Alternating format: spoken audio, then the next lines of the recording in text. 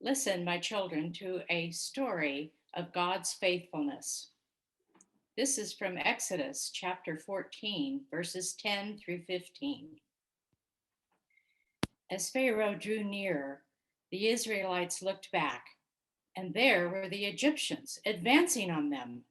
In great fear, the Israelites cried out to the Lord.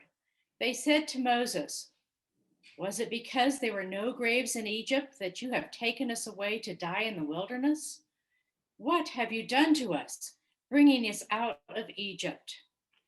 Is this not the very thing we told you in Egypt? Let us alone and let us serve the Egyptians. For it would have been better for us to serve the Egyptians than to die in the wilderness." But Moses said to the people, "Do not be afraid. Stand firm and see the deliverance that the Lord will accomplish for you today. For the Egyptians whom you see today, you will never see again. The Lord will fight for you, and you have only to keep still." Then the Lord said to Moses, "Why do you cry out to me? Tell the Israelites to go forward. But you lift up your staff and stretch out your hand over the sea and divide it, that the Israelites may go into the sea on dry ground.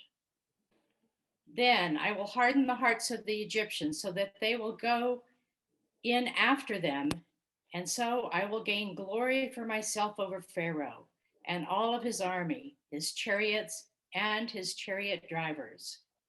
And the Egyptians shall know that I am the Lord, when I have gained glory for myself over Pharaoh, his chariots, and his chariot drivers."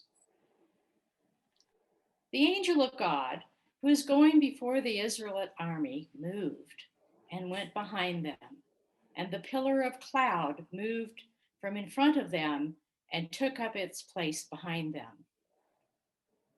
It came between the army of Egypt and the army of Israel. And so the cloud was there with the darkness, and it lit up the night.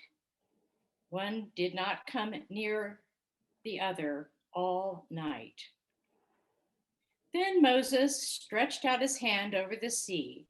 The Lord drove the sea back by a strong east wind all night and turned the sea into dry land, and the waters were divided. The Israelites went into the sea on dry ground, the waters forming a wall for them on their right and on their left. The Egyptians pursued and went into the sea after them, all of Pharaoh's horses, chariots, and chariot drivers. At the morning watch, the Lord, in the pillar of fire and cloud, looked down upon the Egyptian army and threw the Egyptian army into panic. He clogged their chariot wheels so that they turned with difficulty.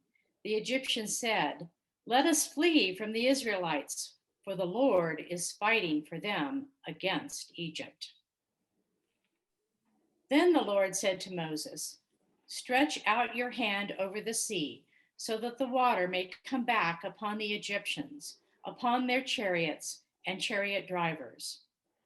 So Moses stretched out his hand over the sea, and at dawn, the sea returned to its normal depth. As the Egyptians fled before it, the Lord tossed the Egyptians into the sea.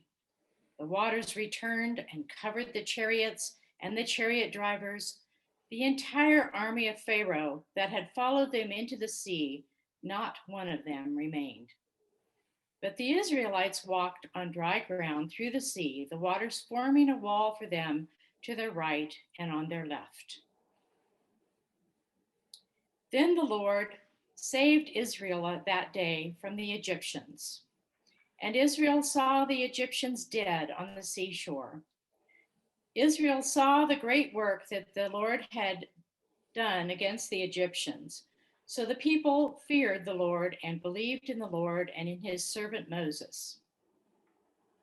Then Moses and the Israelites sang this song to the Lord: "I will sing to the Lord, for he has triumphed gloriously.